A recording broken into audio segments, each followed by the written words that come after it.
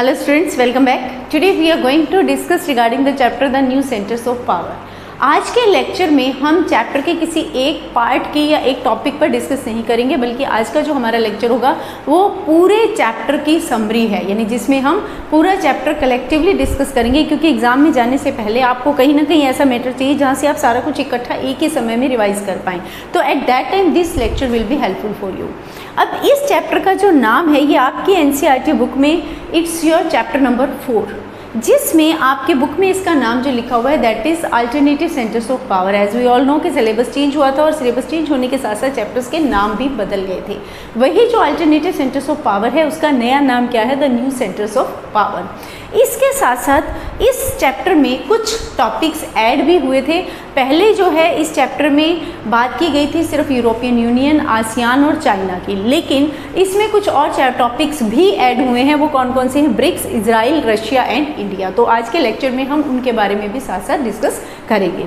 अब before starting this chapter एक चीज़ मैं आपको बताना चाहूँगी कि अगर आप इनमें से किसी भी टॉपिक को बहुत डिटेल में एक्सप्लेनेशन उसकी देखना चाहते हैं तो नीचे लिंक में इन सभी की वीडियोज़ के जो ऑलरेडी अपलोड हो चुकी हैं उनके लिंक दिए गए हैं. आप वहाँ जाकर सर्च करके इनको डिटेल में इनकी एक्सप्लेनेशन भी वहाँ से कर सकते हैं. इसके साथ साथ इसके जो बाकी चैप्टर्स हैं, जैसे फर्स्ट चैप्टर था the cold war, second chapter and second chapter था that was end of bipolarity, right. Third one the US hegemony. US hegemony chapter आपके सिलेबस में से डिलीट हो चुका है, बट उसका कुछ पोर्शन जैसे कि गल्फ वार है, वो जो टॉपिक्स ऐड हुए हैं उनसे रिलेटेड वीडियोस ऑलरेडी बनी हुई हैं. आप लिंक में जाकर उन वीडियो से उन टॉपिक्स को भी अच्छे से समझ सकते हैं. अब हम बात करेंगे इस चैप्टर की जो हमारा आज का है, that is the new centres of power, और you can say alternative centres of power of your book, that is chapter number 4. अब इस चैप्टर को शुरू करने से पहले हमें इसकी थोड़ी सी बैकग्राउंड में जाना पड़ेगा. चैप्टर के नाम में ही क्या आया है, सेंटर्स ऑफ पावर, यानी पावर के सेंटर्स. तो ऐसा क्या हुआ था कि जो नए पावरफुल सेंटर्स थे उनको इमर्ज होने की ज़रूरत पड़ी थी. नए पावरफुल सेंटर्स कौन से? European Union, China, ASEAN, BRICS. तो इन सब की ज़रूरत क्यों पड़ी थी? तो अगर हम अपने सेकंड चैप्टर में जाते हैं एंड ऑफ बायोपोलैरिटी, तो वहाँ हमने देखा था कि कोल्ड वार जब समाप्त हुआ था तो उसके वो समाप्त होने का कारण क्या था? सोवियत यूनियन का डिसइंटीग्रेशन, यानी जो सोवियत यूनियन था वो विभाजित हो गया था, डिसइंटीग्रेट हो गया था, जिसकी वजह से यूएस जो है वो अकेला पावरफुल कंट्री बन गया था. पूरे वर्ल्ड में उसकी हेजेमनी एस्टैब्लिश हो गई थी. तो ऐसे में वर्ल्ड के लिए एक क्वेश्चन उठा कि क्या पूरे वर्ल्ड में यूएस की पावर को टक्कर देने वाला कोई नहीं रहेगा? क्या हमेशा के लिए यूएस जो है वो हमेशा हेजेमनी एस्टैब्लिश करके रखेगा, वो अपनी मनमर्जी चलाएगा? उसको रोकने वाला या उसकी पावर को स्टॉप करने वाला क्या कोई नहीं है? तो ऐसे में इस क्वेश्चंस, जब ऐसे ऐसे क्वेश्चंस उठे तो उस समय यूएस की पावर को टक्कर देने के लिए, जो कि सुपर पावर है और उस समय में केवल वर्ल्ड में वही एक सुपर पावर बची थी, तो उसको टक्कर देने के लिए, उसकी पावर्स को कहीं ना कहीं ब्रेक लगाने के लिए अल्टरनेटिव सेंटर्स इमर्ज हुए. वो अल्टरनेटिव सेंटर्स कौन से थे? यूरोपियन यूनियन था, आसियान, चाइना. इसके साथ साथ जो आपके न्यू टॉपिक्स ऐड हुए हैं चैप्टर में वो कौन से हैं? जैसे ब्रिक्स, इजराइल, रशिया, ये सारी भी क्या है? इंडिया, ये सारी भी क्या हैं? जो धीरे धीरे इमर्ज हो रही कंट्री हैं, और ये कंट्रीज़ भी यूएस की पावर को टक्कर दे सकती हैं, राइट. तो इस चैप्टर में हमने इन सब के बारे में डिस्कस करना है. Let us start our chapter the new centres of power, chapter 4 alternative centres of power. अब इसमें सबसे पहले हम बात करेंगे यूरोपियन यूनियन की. ये तो हमने डिस्कस कर लिया कि इन सब की अल्टरनेटिव जो सेंटर्स थे या न्यू सेंटर्स ऑफ पावर को इमर्ज करने की या इनको इमर्ज होने की ज़रूरत क्यों पड़ी थी. तो अब सबसे पहले हम बात करते हैं यूरोपियन यूनियन की. अब यूरोपियन यूनियन कब एस्टैब्लिश हुआ था? 1993 में. देन इन यूरोपियन यूनियन किस तरीके से यूएस की टक्कर का है, या यूएस को कैसे जो यूरोपियन यूनियन है वो उसकी पावर को चैलेंज करता है, तो उसके पीछे क्या कारण है? उसके पीछे 3 कारण है. कौन सा? सबसे पहले इकोनॉमिक इन्फ्लुएंस, यानी यूरोपियन यूनियन इकोनॉमिकली कैसे इन्फ्लुएंस कर रहा है वर्ल्ड पर, या इकोनॉमिकली कैसे इन्फ्लुएंस करता है अमेरिका को. सबसे बड़ी बात है कि ये बिगर इकोनॉमी है with a GDP of more than $12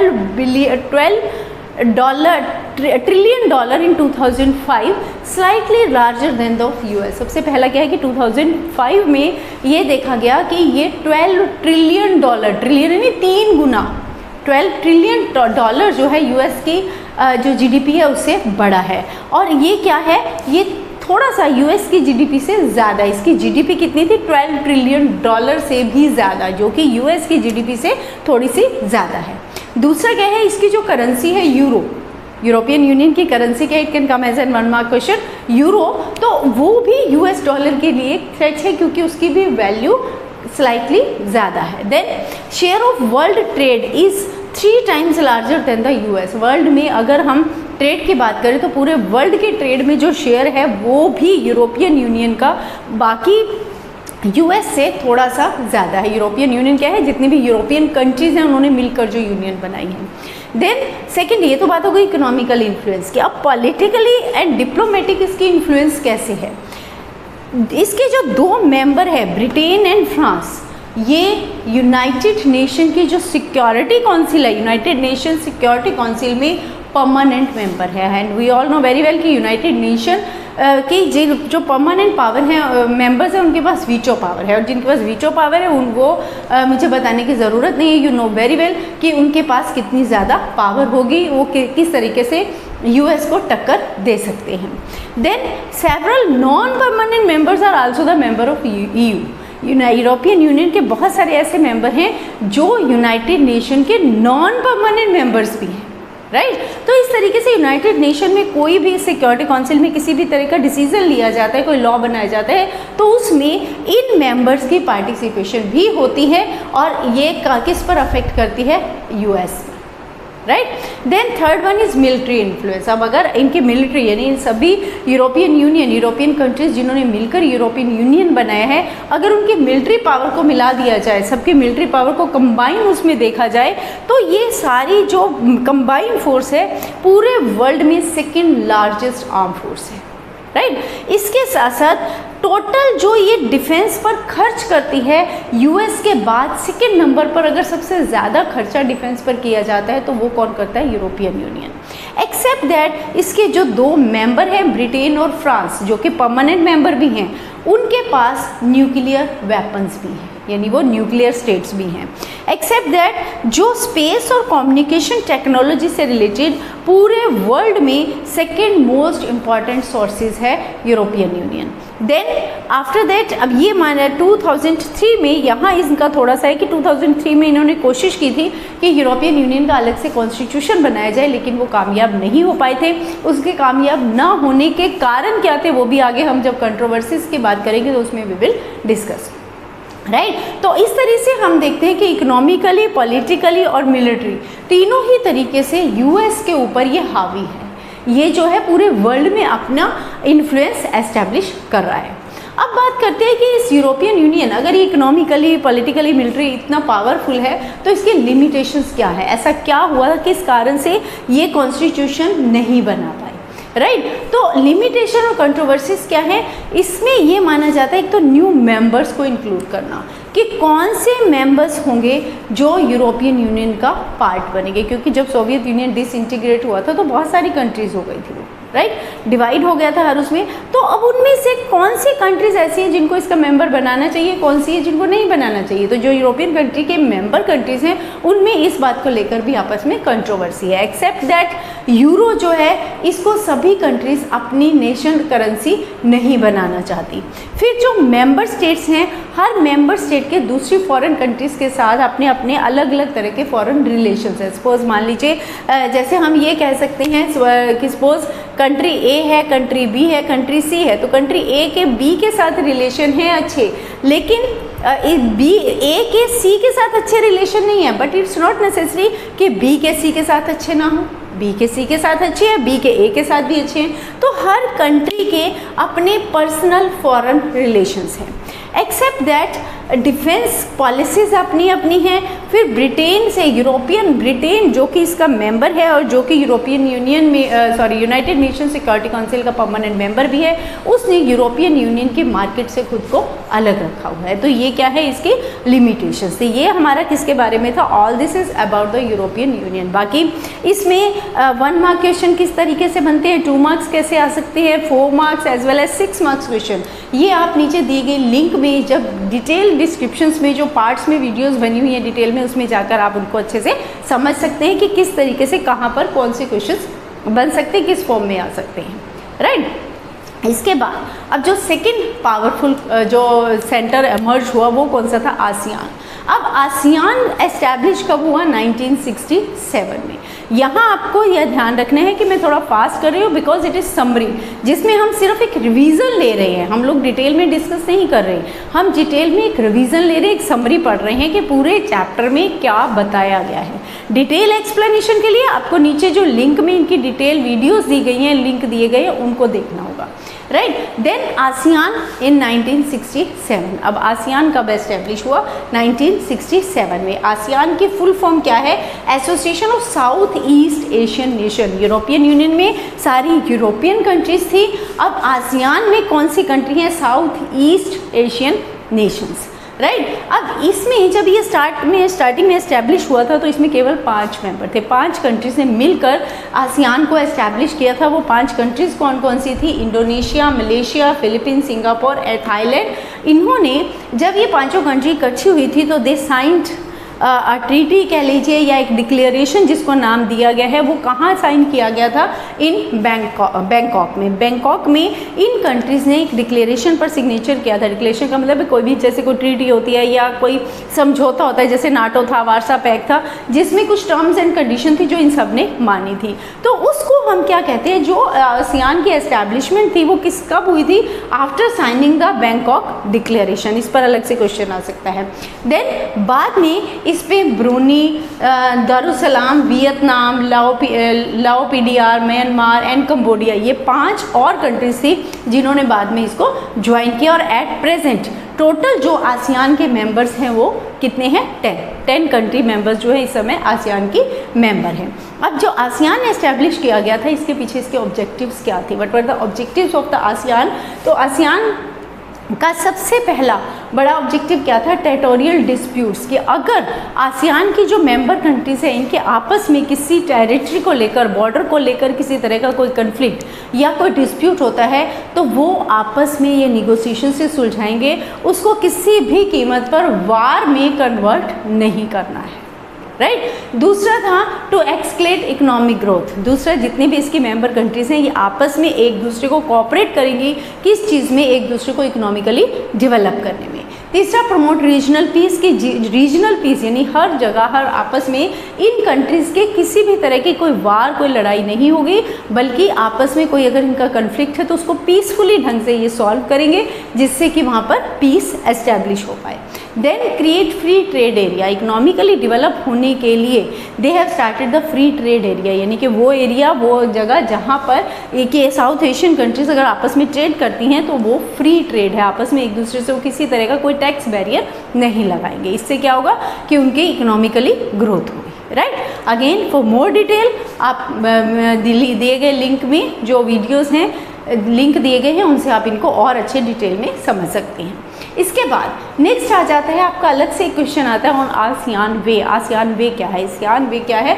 ASEAN way is in interaction among ASEAN members, की जो आसियान की 10 मेंबर्स कंट्री हैं वो आपस में एक दूसरे को कैसे इंटरेक्ट करेंगे, किस तरीके से आपस में एक दूसरे के साथ कोऑपरेट करेंगे, कैसे ब्रदरहुड की जो फीलिंग है उसको डेवलप करेंगे, उसको हम क्या कहते हैं, वो फॉर्म ऑफ इंटरेक्शन क्या है, that is known as ASEAN way, right. अब ये कब हुआ था, 2003 में आसियान ने अपने आसियान कम्युनिटी, अपने आसियान के डेवलपमेंट के लिए 3 कम्युनिटीज़ बनाई थी, राइट। वो जो 3 कम्युनिटीज़ थी उन तीनों कम्युनिटीज़ को क्या नाम दिया गया है, 3 पिलर्स। यानी जैसे कोई भी काम डिवाइड कर दिया जाता है, फैमिली में कोई फंक्शन होता है तो हम कहते हैं ना कि तुमने ये काम करना है, एक का काम है हलवाइयों का ध्यान रखना, दूसरे का काम है टेंट वाले का ध्यान रखना, तो डिवाइड हो जाता है, राइट, अलग अलग कम्युनिटी बन जाती है। ऐसे ही आसियान ने अपनी डेवलपमेंट के लिए, अपनी कंट्रीज़ की डेवलपमेंट के लिए, जो इसकी मेंबर कंट्री थी, इन्होंने 3 पिलर्स बनाए, 3 कम्युनिटीज़ बनाई जिनको अलग अलग रिस्पॉन्सिबिलिटीज़ देंगी, अलग अलग एरिया डिवाइड कर दिए। वो कम्युनिटी या वो 3 पिलर्स कौन से हैं, सबसे पहला आसियान सिक्योरिटी कम्युनिटी, जिसका काम क्या था, टेरिटोरियल, अगर कोई टेरिटरी को लेकर या आपस में कोई डिस्प्यूट होता है, किसी की सिक्योरिटी को कोई खतरा होता है तो उसको सेव करना, राइट। दूसरी थी आसियान इकोनॉमिक कम्युनिटी, इकोनॉमिकली कैसे डेवलप होना है, कौन से स्टेप्स उठाने, कौन सी प्लानिंग करनी है, उन सब के बारे में इसमें बात करना, mainly regarding the trade. Then तीसरी आ जाती है the ASEAN socio cultural community. ASEAN socio culture जिसमें जो है कल्चरल डेवलपमेंट और सोसाइटी की डेवलपमेंट पर जोर दिया गया कि उसको कैसे डेवलप करना है। अब ये तीनों ही कम्युनिटी अपना अपना काम करती हैं, जिससे पूरा का पूरा ओवरऑल क्या है आसियान की डेवलपमेंट किस पर डिपेंड करती है, इन थ्री पिलर्स पर। इन थ्री पिलर्स को क्यों बनाया गया, ताकि आसियान जो मेंबर हैं वो अच्छे से आसियान जो है वो अच्छे से डेवलप हो सके और वर्ल्ड में अपनी पावर को एस्टैब्लिश कर पाए। Clear? Again I am saying कि इन तीनों की भी डिटेल के लिए नीचे डिटेल में आपको एक लिंक मिलेगा जिसमें इन तीनों कम्युनिटीज़ को डिटेल में डिस्कस किया गया है। देन नेक्स्ट आ जाता है हमारा आसियान विज़न 2020, क्योंकि हमारा जो सिलेबस है ये 20 से पहले का बना हुआ है। आप 21 है बट सिलेबस पहले का है, तो उसमें ये पहले का बना, तो उस समय में ये बात की गई थी कि 2020 आने तक आसियान कितना डेवलप हो जाएगा, क्या क्या वो अचीव कर पाएगा, उसके बारे में बात की गई है। तो क्या माना जाता था कि 2020 जो कि आ चुके हैं और आसियान ये सारा कुछ अचीव कर चुका है, लेकिन ये जो पार्ट हमारे चैप्टर में एडिड है ये 2020 से पहले का ऐड है, तो फ्यूचर की बात की गई है। तो इन्होंने ये माना गया कि 2020 तक ये इम्पॉर्टेंट रोल प्ले करेगा इंटरनेशनल अफेयर्स में, इंटरनेशनल लेवल पर भी इसकी पार्टिसिपेशन होगी, जो कि है। देन सेकंड, इनकरेज निगोशिएशन, कि अगर कोई इंटरनेशनल लेवल पर किसी भी तरीके का कोई डिस्प्यूट होगा तो ये उसमें पार्टिसिपेट करके निगोशिएशन को, कि अगर या इनके आपस में भी किसी तरीके का कोई झगड़ा होगा तो ये निगोशिएट करके उस कन्फ्लिक्ट को समाप्त करेंगे, ना कि आपस में किसी भी तरह का वार हो, वार के साथ अपनी जो किसी भी तरह का डिस्प्यूट है उसको सुलझाएंगे। देन तीसरा, encourage spirit of cooperation and brotherhood. तीसरा हम इसमें क्या है, ये माना गया कि 2020 तक आते आते ये इतना एस्टैब्लिश हो चुका होगा, इतना इसके वर्ल्ड में पावर जो है एस्टैब्लिश हो चुकी होगी कि पूरे उसमें आपस में आसियान मेंबर्स इवन वर्ल्ड में भी आपस में कॉपरेशन और ब्रदरहुड की फीलिंग को डेवलप करने में इनका रोल बहुत इंपॉर्टेंट होगा। एक चीज़ फिर से बोल रही हूँ कि ये जो सिलेबस में ऐड हुआ था इट वाज बिफोर 2020, तो इसलिए किसकी बात की गई है, आसियान विजन 2020 की, राइट, जो कि अब बीत चुका है। और नो डाउट कि ये सारे जो विज़न था इसको आसियान अचीव कर चुका है, राइट। ये हमारा किसके बारे में था, रिगार्डिंग द यूरोपियन यूनियन, और दूसरा हमने बात की आसियान की। तीसरी हमारी जो मेन पावर है अल्टरनेटिव सेंटर्स जो मर्ज हुआ, दैट इज़ चाइना। अब चाइना की अगर हम बात करते हैं तो चाइना क्या है, चाइना ग्रेटर पावर सिंस 1978 के बाद से ये पावरफुल कंट्री के रूप में इमर्ज होना शुरू हो गया था। ये माना जा रहा है, एक्सपेक्टेड ये चीज़ अनुमान लगाया जा रहा है कि 2040 आते आते चाइना जो है वो यूएस की जो इकोनॉमी है उसको भी कवर कर लेगा, राइट, यानी उससे आगे निकल जाएगा। अब चाइना जो है ये एकदम से इतना कैसे पावरफुल बना और किस तरह से ये एक एमर्जिंग पावर के रूप में आया, तो इसके लिए हमें पहले चाइना की बैकग्राउंड के बारे में पता करना पड़ेगा, बैकग्राउंड को समझना पड़ेगा। चाइना क्या था, चाइना रिपब्लिक कब बना, 1949 में, और उसने जब ये रिपब्लिक बना तो कौन सा मॉडल अपनाया, सोवियत मॉडल। सोवियत मॉडल का मतलब है सोशलिज्म को ऑप्ट किया। अब जब उन्होंने सोशलिज्म को ऑप्ट किया तो उस समय में इनके जो लीडर थे वो कौन थे, माओ ने ये देखा कि माओ ने ये सोचा कि क्योंकि ऑलरेडी जब ये चाइना रिपब्लिक नहीं था, कॉलोनी था, तो उस समय में काफ़ी ज़्यादा इसके रिसोर्सेज को मिसयूज़ किया गया था, राइट। तो वो जो सफरिंग्स थी उनको वो भूला नहीं था, इसीलिए उसने ये फैसला किया कि चाइना अब जो डेवलपमेंट करेगा उसमें वो किसी और कंट्री से कोई रिलेशन डेवलप नहीं करेगा, बाहर की किसी कंट्री से कोई मदद नहीं लेगा, वो जितने भी उसके अपने रिसोर्सेज हैं उन्हीं रिसोर्सेज की हेल्प से वो अपने आप को इम्प्रूव करेगा, राइट। और ऐसे में चाइना ने अपना डोमेस्टिक लेवल पर ही अपनी प्रोडक्शन करने का फैसला लिया कि अपने ही रिसोर्सेज से वो अपनी प्रोडक्शन करेगा, अपनी चीज़ें बनाएगा। अब लेकिन बहुत सारे डेवलपमेंट के लिए टेक्नोलॉजी भी रिक्वायर्ड थी, तो ऐसे में धीरे धीरे चाइना को ये रियलाइज़ होना शुरू हो गया कि केवल अपने आप में सिमट कर वो डेवलप नहीं कर सकते, वो वर्ल्ड को compete नहीं कर सकते। इसलिए उन्होंने क्या किया, क्योंकि अब इसलिए उन्हें ये ज़रूरी था इस समय कि वो दूसरी कंट्रीज़ के साथ भी ट्रेड करें। अब वर्ल्ड में दूसरी कंट्रीज़ के साथ ट्रेड करने के लिए उन्हें फॉरेन करेंसी रिक्वायर्ड थी, लेकिन फॉरेन करेंसी उनके पास थी ही नहीं, क्योंकि उन्होंने किसी के साथ कोई रिलेशन ही नहीं रखा था। तो तो इसके लिए उन्होंने फिर दूसरी कंट्रीज़ के साथ अपने रिलेशनशिप डेवलप करने शुरू कर दिए। अब जिससे उनके पास फॉरेन करेंसी आई, फॉरेन करेंसी से क्या हुआ, वो दूसरी कंट्रीज़ में भी अपना रिलेशन जो था ट्रेड बढ़ा सकते थे, ऐसे ही दूसरी कंट्रीज़ उनकी कंट्री में आकर ट्रेड कर सकती थी। तो अब इन्होंने 1972 में यूएस से रिलेशन डेवलप किए। देन इन 1973 जो चाओ एन लाई था उसने 4 मॉडर्नाइजेशंस प्रपोज की कि कौन सी 4 एरियाज़ हैं जिनमें मॉडर्नाइजेशन की ज़रूरत है। वो कौन सी थी? Agriculture, industry, science and technology and military. In 4 areas में उसने सजेशन दिए कि इन चारों में मॉडर्नाइजेशन की ज़रूरत है। देन आफ्टर दैट 1978 में ओपन डोर पॉलिसी स्टार्ट की गई, जिसके अकॉर्डिंग क्या था कि जो एरिया थे, कुछ एरिया स्पेशल जोन एरिया बनाए गए, स्पेशल ट्रेड फ्री एरिया बनाए गए, जो किसके लिए थे? जिन एरियाज़ में ट्रेड करने पर ट्रेड बैरियर नहीं था, राइट। एक्सेप्ट दैट 1982 में इन्होंने प्राइवेटाइजेशन ऑफ एग्रीकल्चर किया और उसके बाद 1998 में इंडस्ट्रीज़ को भी प्राइवेट कर दिया। देन 2001 में चाइना जो था WTO का मेंबर बन गया। अब उसका मेंबर बनने के बाद उसमें और ज़्यादा पावर हो गई और पावरफुल कंट्री बन गया, तो जिसकी वजह से उसकी पावर को देखते हुए, उसके इन्फ्लुएंस को देखते हुए जो बाकी पावरफुल कंट्री थी, Japan, US, ASEAN and Russia, जिनके चाइना के साथ छोटे मोटे डिस्प्यूट्स भी थे, तो वो उन सभी डिस्प्यूट्स को भुलाकर अब वो क्या करने लगे? इसी चाइना के साथ फ्रेंडशिप करने लगे, इनके साथ अपने रिलेशन डेवलप करने लगे। उनमें जो है तो उसमें जापान, US, आसियान और Russia ready to trade with the China, right. इस तरीके से चाइना जो है कहाँ पर, जब 1949 में ये रिपब्लिक बना था तो ये सिर्फ अपने में ही सिमटा हुआ था, ये डेवलप्ड कंट्री नहीं था। लेकिन धीरे धीरे इसने जो पॉलिसीज़ को ऑप्ट किया उसके आधार पर ये ग्रो करता गया, इकोनॉमिकली स्ट्रॉन्गर बनता गया और आज एक अल्टरनेटिव सेंटर के रूप में, आज एक पावरफुल सेंटर के रूप में उभरा हुआ है।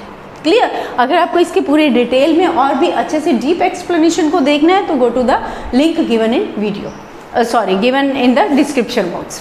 अब इसके बाद जो नेक्स्ट हमारा एडिट टॉपिक है, ये जो हमने बात की आसियान है, यूरोपियन यूनियन है और चाइना, ये तो ऑलरेडी आपके सिलेबस में थे। अब जो एडिट टॉपिक है और किसके बारे में किया गया है? ब्रिक्स। अब ब्रिक्स क्या है? ब्रिक्स को समझने से पहले मैं सिर्फ इतना कहूँगी कि अगर आपको ये सारा कुछ अच्छे से समझ में आ रहा है तो इसको मैक्सिमम शेयर कीजिए, शेयर करना मत भूलना, सो दैट बाकी लोगों को भी इसका बेनिफिट हो पाए। देन ब्रिक्स में अगर हम इसके नाम से ही देखें, BRICS, तो इसका मीनिंग इसके नाम में ही छुपा हुआ है। कौन कौन सी कंट्रीज इसकी मेंबर है वो हमें इसके नाम से ही पता चल जाता है, इन्हें अलग से लर्न करने की ज़रूरत नहीं है। नाम से कैसे होगा? B for Brazil, R for Russia, I for India, C for China and S for south Africa. अब यहाँ पर YI सर्कल्ड S सेपरेटली, उसको यहाँ सेपरेट क्यों किया, यहाँ क्यों नहीं लिखा कंटिन्यूटी में? There is a reason behind that, क्योंकि ये जो ब्रिक्स था पहले 2010 तक ये ब्रिक था, BRIC, ब्रिक्स नहीं था। ब्रिक्स कब बना? जब साउथ अफ्रीका में 2010 में साउथ अफ्रीका ने जब इसको ज्वाइन किया तब ये ब्रिक्स बना, राइट। इसीलिए इनको अलग लिखा गया, इसको अलग बताया गया है।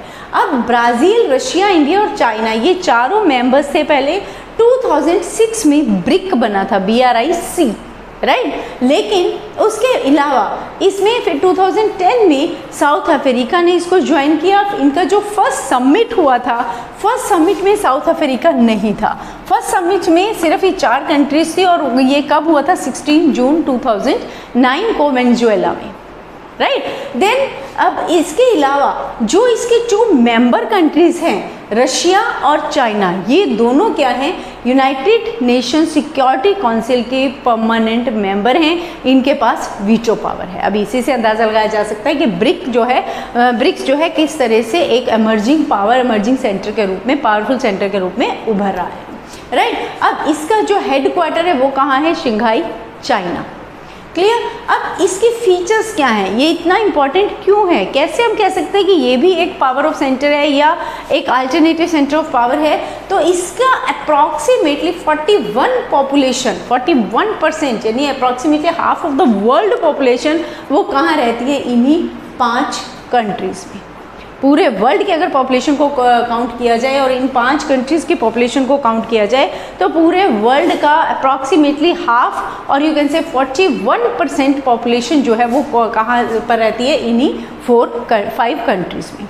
देन इसके अलावा 1/4 ऑफ वर्ल्ड लैंड मास, पूरा जितना भी लैंड मास है, पूरा वर्ल्ड, पूरा ग्लोब जितना भी है, उसका 1/4 एरिया किसके पास है, जो लैंड मास है वो इन्हीं 5 कंट्रीज़ का है।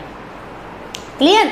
Accept that 18% of gross world product, then 1/5 of world's GDP, पूरे वर्ल्ड का जो जीडीपी है, ग्रॉस डोमेस्टिक जो प्रोडक्शन है, उसमें से 1/5 पार्ट किसका है, कौन सी कंट्रीज ग्रो कर, किन की जीडीपी कहाँ से आ रही है, फ्रॉम दीज 5 कंट्रीज।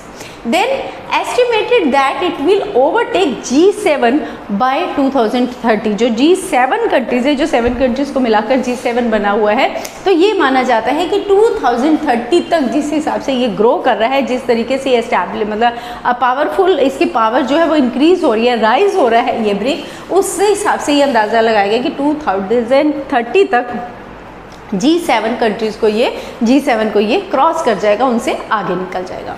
अब इसके मेन की ऑब्जेक्टिव्स क्या थे, ये जो ब्रिक बना इसके मेन ऑब्जेक्टिव्स क्या थे, ग्लोबल सिचुएशन को इम्प्रूव करना, फाइनेंशियल इंस्टीट्यूशंस में रिफॉर्म्स करना, उनमें सुधार करना, इसके अलावा जो भी बेनिफिट्स होंगे उनको, जो भी इकोनॉमिकली जो बेनिफिट होंगे, ये कंट्रीज आपस में कोऑपरेट करके एक दूसरे के साथ इक्वल डिस्ट्रीब्यूट करेंगे। Then non interference in internal politics, लेकिन अगर इन कंट्रीज़ की कोई अपना इंटरनल पॉलिटिक्स है, इंटरनल मैटर है, तो उसमें ये कंट्री एक दूसरे के इसमें इंटरफेयर नहीं करेंगी। राइट? फॉर डिटेल अगेन इन्होंने किस तरीके से कौन सा बैंक चालू किया, कैसे इकोनॉमिकली इम्प्रूव किया, उसके लिए you have to go to the video given in the link. Okay, next इसके अलावा जो बाकी एक और जो सेंटर ऑफ पावर इमर्ज हुआ है, दैट इज़ रशिया। अब रशिया कैसे पावरफुल हुआ? रशिया क्या था, रशिया एक्चुअल में सोवियत यूनियन जो USSR बना था, कितनी कंट्रीज, कितनी रिपब्लिक्स के हेल्प से बना था, 15 रिपब्लिक्स वर देयर। और जब कोल्ड वार समाप्त हुआ, जब सोवियत यूनियन का, USSR का डिसइंटीग्रेशन हुआ, तो उनमें जो रशिया थी ये सबसे लार्जेस्ट रिपब्लिक थी। जो 15 रिपब्लिक थी उनमें सबसे बड़ी जो रिपब्लिक थी वो रशिया थी, जो कि सोवियत यूनियन को लीड कर रहा था। राइट? डिसइंटीग्रेशन के बाद ये एक स्ट्रॉन्ग सक्सेसर के रूप में एमर्ज हुआ। किसका स्ट्रॉन्ग सक्सेसर? USSR का। अब इसमें इसके पास सब, अब ये एक पावरफुल सेंटर क्यों है, किस लिए इसको ये माना जा रहा है कि रशिया जो है पावरफुल सेंटर के रूप में एमर्ज हो रहा है, यूएस को टक्कर दे सकता है? क्योंकि इसके पास सबसे मेन पॉइंट है कि इसके पास यूनाइटेड नेशन सिक्योरिटी काउंसिल में वीटो पावर है, ये परमानेंट मेंबर है। दूसरा, इसकी जो जीडीपी है एट प्रेजेंट पूरे वर्ल्ड के जीडीपी से अगर इसको कंपेयर किया जाए तो इट्स ऑन 11th नंबर। राइट? देन इसके अपने जो रिजर्व्स हैं, रिजर्व्स ऑफ मिनरल्स हैं, नेचुरल रिसोर्सेज हैं, गैसेस हैं, जो इसके अपने एरिया में पाई जाती है, उसी लैंड मास में हैं, तो उसकी वजह से भी वो भी इसको क्या बनाती है, रशिया को एक पावरफुल कंट्री, क्योंकि इसके अपने नेचुरल रिसोर्सेज बहुत ज़्यादा हैं। एक्सेप्ट दैट रशिया क्या है, एक न्यूक्लियर स्टेट भी है, न्यूक्लियर वेपन है, न्यूक्लियर पावरफुल स्टेट है, कंट्री है। राइट? तो ये सारी बातें हैं जो रशिया को क्या बनाती हैं, एक राइजिंग और emerging centre of power. Right? अब इंडिया और रशिया के रिलेशंस कैसे हैं? अगर हम रशिया की इंडिया के साथ रिलेशंस की बात करें तो इंडिया और रशिया के रिलेशंस अच्छे हैं, बहुत गुड रिलेशंस हैं, और इन्होंने लगभग 80 बायलैटरल एग्रीमेंट्स साइन किए हैं। वो जो 80 के 80 बायलैटरल एग्रीमेंट्स हैं वो किसके अंडर आते हैं? Under Indo Russian strategic agreement 2001। ये आपका है इंडो रशियन स्ट्रेटेजिक एग्रीमेंट 2001 जो हुआ था, उसके अंडर 80 बायलैटरल एग्रीमेंट्स साइन किए गए। एक्सेप्ट दैट इंडिया ये किस में हेल्प कर रहा है? इंडिया के न्यूक्लियर एनर्जी प्लांट्स में, and assisted India in space industry. Right? तो on the basis of this one we can say कि इंडिया और रशिया के रिलेशंस आपस में बहुत अच्छे हैं और दोनों मिलकर आगे की ओर बढ़ रहे हैं। क्लियर? ये बात हो गई हमारी रशिया की। अभी टिल नाउ हम लोग किस किस के बारे में बात कर चुके हैं? यूरोपियन यूनियन के बारे में बात कर चुके हैं, आसियान के बारे में बात कर चुके हैं, China as well as BRICS and Russia. Right? Now 2 more topics are left, that is Israel and India. Now we will अब नेक्स्ट जो है, next emerging power we are talking about India. But India के start करने से पहले मैं आपको एक बात कहना चाहूँगी कि मोस्ट ऑफ द स्टूडेंट्स क्या करते हैं कि वीडियो थोड़ा सा देखा, आगे आगे आगे आगे आगे वो करते जाते हैं और उससे उनको कंसेप्ट जो है वो क्लियर नहीं होता। फास्ट उसमें देखते हैं तो वो अच्छे से समझ में नहीं आता, कि जैसे स्टार्टिंग का थोड़ा सा देख लिया, उसके बाद स्किप कर गए, फिर नेक्स्ट उस पर आ गए आफ्टर 5 मिनट्स। तो अगर आप इस तरीके से इन कंसेप्ट को देखेंगे तो you will not get the clarity about the concept, right. तो इसलिए मेरी एक रिक्वेस्ट है कि अगर आप कोई भी किसी भी कंट्री के बारे में, अगर एक एमर्जिंग पावर, सेंट्रल पावर के बारे में आप देख रहे हैं तो उसको कंप्लीट देखिए ताकि वो कंसेप्ट आपको अच्छे से क्लियर हो। हाँ जी, इंडिया क्या है? इंडिया अब 21st सेंचुरी में India is an important emerging global power. अब जो है इंडिया एक ग्लोबल पावर के रूप में एमर्ज हो रहा है। उसके पीछे कारण क्या है? क्योंकि इंडिया की एक तरीके से एमर्ज नहीं हो रहा है, किसी एक पावर में उसकी पावर नहीं बढ़ रही है, बल्कि India is rising in multi dimensional way. India की जो पॉपुलेशन है दैट इज़ 130 करोड़, और इसकी इतनी बड़ी पॉपुलेशन ही इसको अपने आप में एक पावरफुल कंट्री बनाती है। देन फ्रॉम इकोनॉमिक पर्सपेक्टिव, अगर हम इकोनॉमिकली उससे देखें तो इंडिया का जो गोल है 5 ट्रिलियन डॉलर की इकोनॉमी को बढ़ाना है, राइट। देन मिलिट्री की बात करें तो military of India is self sufficient. India के पास क्या है? अपनी न्यूक्लियर पावर है, न्यूक्लियर वेपन है, न्यूक्लियर टेक्नोलॉजी है। देन मेक इन इंडिया जो स्कीम है, जो प्रधानमंत्री मोदी ने चलाई थी, make in India scheme in technology and science. Technology और साइंस के फील्ड में जो मेक इन इंडिया पॉलिसी चली है वो भी अपने आप में क्या है? एक another milestone of Indian economy. Then all these changes, ये जितने भी चेंजेस हैं, चाहे वो मिलिट्री में है, चाहे हमारा इकोनॉमिकल टारगेट को लेकर है 5 ट्रिलियन डॉलर का, या फिर मेक इन इंडिया स्कीम है, तो ये जितने भी स्टेप्स उठाए गए हैं ये सारी चीज़ें इंडिया को क्या बना रही हैं? These are making India an important centre of power in the present world, right. This is about India.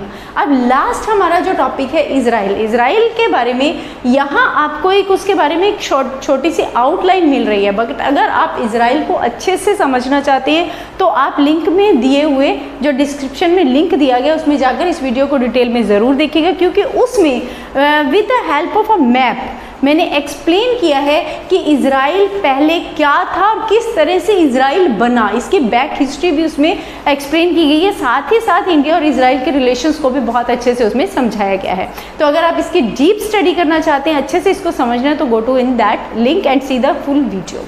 Now Israel क्या है? ये भी एक पावरफुल कंट्री के रूप में एमर्ज हो रहा है 21st सेंचुरी में। किस टर्म में हो रहा है, किस किस चीज़ में, किस किस फील्ड में इजराइल जो है वो डेवलप हो रहा है? साइंस एंड टेक्नोलॉजी में, डिफेंस में, इंटेलिजेंसी में, एज वेल एज इकोनॉमिकली भी ये राइज हो रहा है, एक ग्रोइंग कंट्री है। देन है कहाँ पर? ये situated in burning politics of West Asian countries. West Asian countries की जो बर्निंग पॉलिटिक्स है, अब ये बर्निंग पॉलिटिक्स क्या है वेस्ट एशियन कंट्रीज़ की, इसके बारे में भी आपको उस वीडियो में डिटेल में एक्सप्लेनेशन मिलेगा, राइट। तो बर्निंग पॉलिटिक्स के बीच में है। इसके अलावा it has reach to the new height of global political standing, एक अलग ही ऊंचाइयों पर पहुंच गया है ये पॉलिटिकली। और इसकी जो क्यों पहुंचा है? क्योंकि इसने कहाँ पर इसकी जो पावर कहाँ इमर्ज हुई है, कहाँ पर ये डेवलप हुए हैं? डिफेंस पावर को देख लें, चाहे इसकी टेक्नोलॉजी को देख लें, चाहे इन्वेंशंस को देख लें, इंडस्ट्रियलाइजेशन को देख लें, या एग्रीकल्चरल डेवलपमेंट को देख लें, सभी फील्ड्स में इजराइल जो है बहुत आगे निकल चुका है, इसमें बहुत ज़्यादा डेवलप हो चुका है।